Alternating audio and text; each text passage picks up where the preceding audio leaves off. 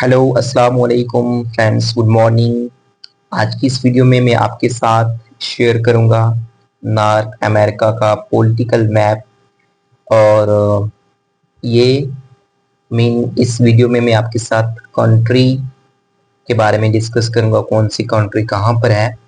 और सबसे पहले मैं आपको वर्ल्ड मैप दिखाऊंगा कि कौन सी पोजीशन कहाँ पर है। उसके बाद हम डिस्कस करेंगे नॉर्थ अमेरिका पॉलिटिकल मैप के बारे में, ठीक है। सो ये है जी नॉर्थ अमेरिका, ये है साउथ अमेरिका, ठीक है। और यहाँ तो मैंने आपको एशिया के बारे में बताया हुआ, ये यूरोप है और ये अफ्रीका है और ये ग्रीनलैंड है, ठीक है। अब आज हमने डिस्कस करना है इसके बारे में, ठीक है, इस मैप के बारे में। तो मैं ले चलता हूँ आपको एटलस पे, जहाँ से आपको एक एक कंट्री के बारे में वेरी डीपली बताऊंगा कि कौन सी कंट्री कहाँ पर है। So let's start today video. So student, ये है नॉर्थ अमेरिका का पॉलिटिकल मैप। जो इसमें सबसे पहली कंट्री आती है और ये है कनाडा, ठीक है। सबसे पहली कंट्री आती है कनाडा, जो मैंने ग्रीन कलर किया हुआ है ये। और ये जो पूरा एरिया है इसको बोलते हैं कनाडा। और यहाँ आप देखोगे, यहाँ है अलास्का। ये जो अलास्का है ये यूनाइटेड स्टेट ऑफ अमेरिका का ही हिस्सा है, ठीक है। ये वाला यूनाइटेड स्टेट ऑफ अमेरिका, ये अलास्का भी, ये दोनों एक ही है, ये एक हिस्सा ही आपने याद रखना है। उसके नीचे जो कंट्री आती है उसका नाम है मैक्सिको, ठीक है। मैक्सिको, ये जो कंट्री है आपको क्लियर अब दिख रहा होगा, ये यहाँ से स्टार्ट होती है और इसके यहाँ पैसिफिक ओशन हो जाता है। इस साइड में आ जाता है गल्फ ऑफ मैक्सिको। और ये थी तीन कंट्रियां जो बड़ी थी ऊपर वाली साइड।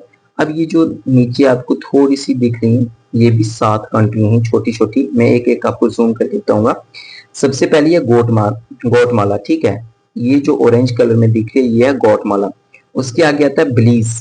ये जो कंट्री है ये जहां मैं पॉइंट कर रहा हूँ ये है बिलीज। उसके नीचे जो आती है वो है अल सल्वाडोर। वो कौन सी है? El Salvador. उसके नीचे जो आती है वो है निकोरगा, ठीक है। उसके बाद है ये जो नीचे दिख रही है आपको, ये है कोस्टा रिच। और लास्ट में आती है पनामा, ठीक है। ये भी एक कंट्री है।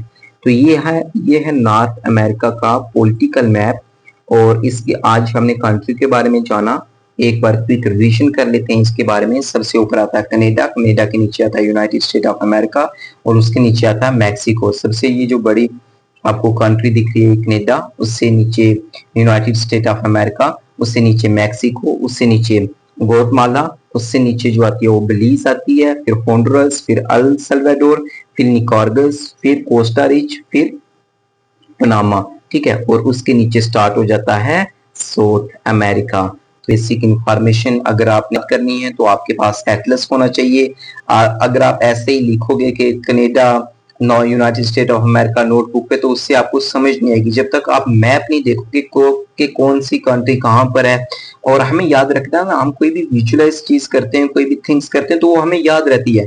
ऐसे क्या पता चलता है हम लिख रहे हैं लेकिन पता ही नहीं कंट्री कहाँ है। सो इसलिए जब आप कोई भी कंट्री के बारे में या स्टेट के बारे में स्टडी करें तो आपके पास एटलीस्ट उसका एटलस, उसका मैप जरूर होना चाहिए, जिससे आपको पता चले कि कौन सी कंट्री कहाँ पर है, उसके साइड पे कौन से ओशन है, उसके जो नॉर्थ में वो कौन सी चीज है, जो साउथ में उसके वो क्या है। सो इन चीजों से कंट्री ज्यादा याद रहती हैं और इन चीजों से क्वेश्चन पूछे जाते हैं जियोग्राफी में। Thank you watching this video. और नेक्स्ट वीडियो में मैं साउथ अमेरिका का मैप आपके साथ शेयर करूंगा।